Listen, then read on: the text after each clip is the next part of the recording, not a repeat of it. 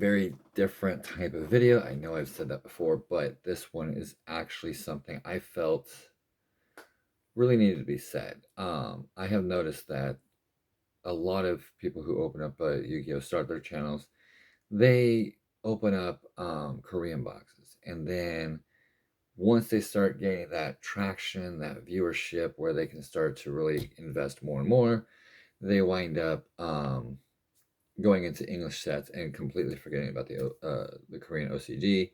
And there are people, I follow a few, that are still very interested in the Korean OCG. And so I kind of wanted to create a video on, it's a whole series, but it's basically why should I? And in this particular episode, the first episode, the inaugural episode, why should I invest in Korean OCG product, Korean Yu-Gi-Oh! Specifically? And I'm going to give you my top 3 reasons.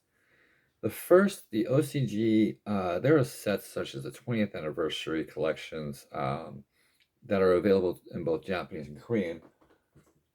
And I actually have a few of them right here.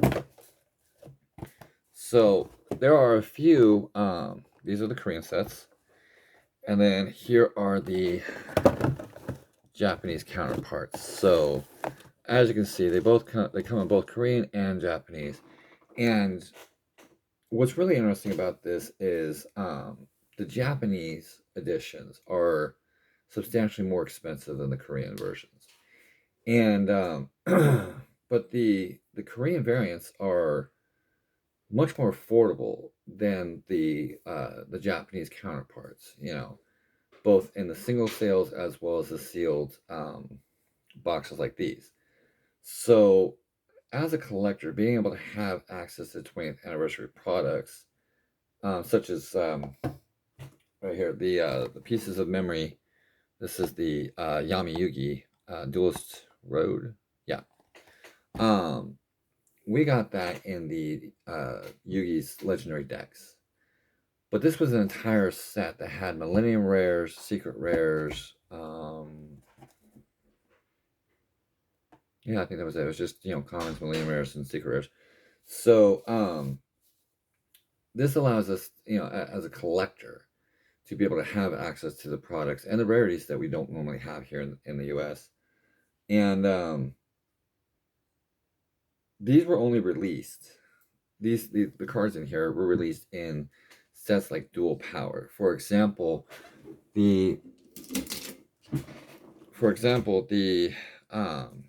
OCG got this before we did. And this was the debut of the 20th Secret Rare. Okay, now this is Japanese. This is what we call a Starlight.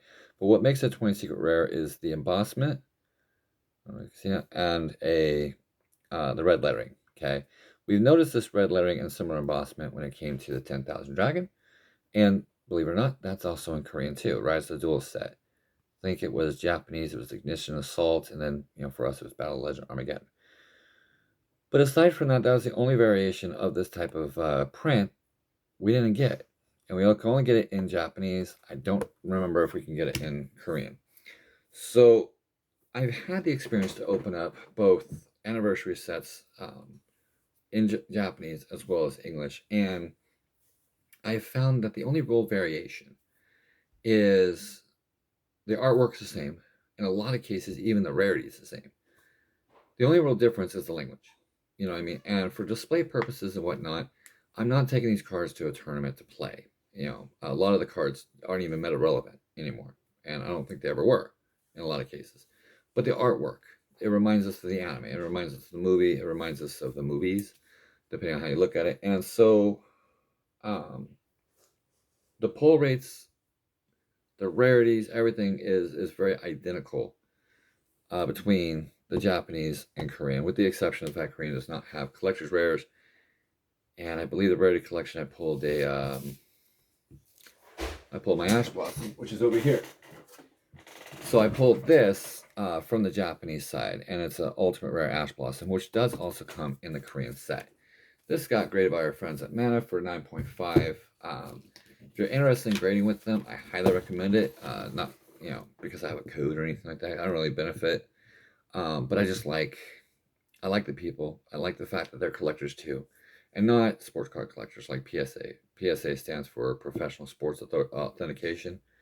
Mana is by collectors, by TCG collectors. They have their own collections.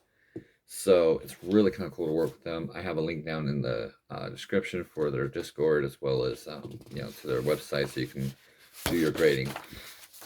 So on to number 2. One of the things I wanted to kind of point out, and I have some cards as an example, is the artworks is the same. So for example, if you opened up the premium art collection in Korean, you would get this. This was not, I don't even think this variation is ever offered in the TCG as a Starlight Rare. But if you notice, the artwork is identical.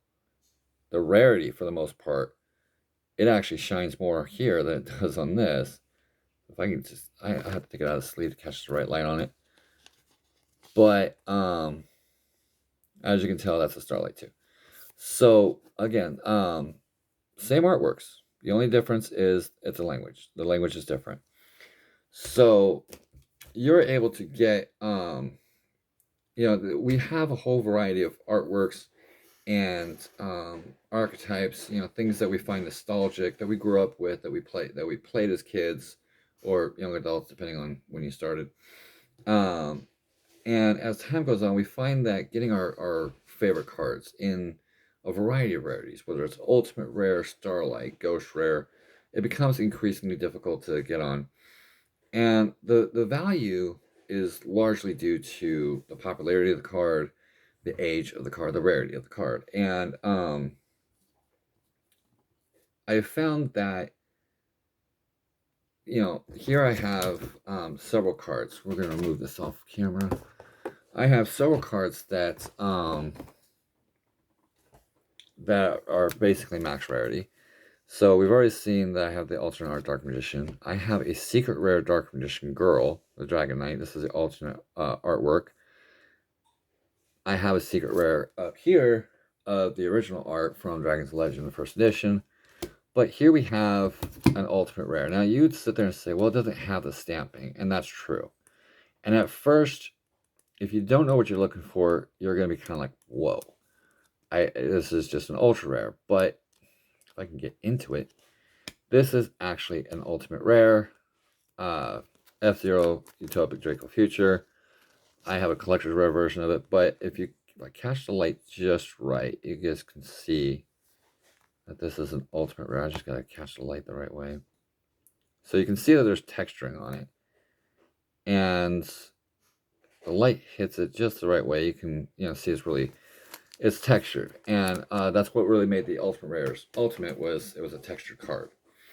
So I have a Blue Eyes Ultimate Dragon. This one actually shows the shine better. At first I was kind of hating on the new Ultimate Rares, but, when you see it catch that light and you're just like, what? That's shine right there. So it's an amazing card. I also have, if I can get it back in the sleeve, there it goes. I also have the Ultimate Rare Iris Sword Soul and Iris Crystal Beast. It's Crystal Beast Ring of Dragon. But then if we go into the Starlights, this is thanks to the Dr. Crow OCG. Partner with him. And his, so I won this in his poll game. And here is another point I wanted to make. Elemental Hero Neos and Odd Eyes Pendulum Dragon do not have a Starlight rarity. These are both extra secret rares. So, but as you can tell, the artwork looks the same. And in this particular case, everything, including the language for this Leviathan Dragon, is identical to Japanese, to English. The only difference is the set code. So, when you look at these cards and you go to display them, you're like, what draws your eye is the artwork, the rarity. This is an extra secret rare. This is a Starlight rare. This is an ultra rare, Blue Eyes from LOB. Personally, I don't care if it's Korean. I pull the Blue Eyes out of the LOB. To me, that's good. I graded it because I like it. So the artwork looks the same, and it allows us to get the different rarities that, you know, allows us to really do it. And so, on that note, if you've been watching the channel for a while, you know that for myself, Red Eyes Black Dragon is my ultimate card. It's the card that I drool over. It's the card that I love. And my goal is to get these cards, get the Red Eyes and the Red Eyes archetype in every rarity. Okay. And in order to do that, I would have to go outside of the TCG. Okay.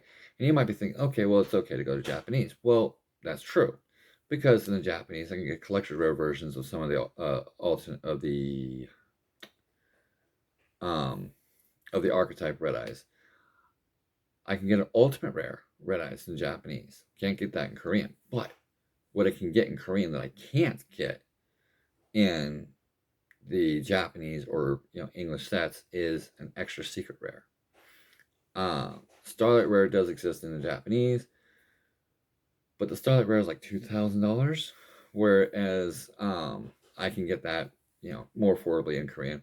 And honestly, I probably want to get it in both Japanese and Korean just because I've opened up a lot of Korean on this channel, and we're going to continue doing that. So I love the rarities. So in order to be able to get those rarities, and not just in the Red Eyes archetype, but I also love Waking the Dragons. Okay, up here I have a collector's rare Seal of Orichalcos.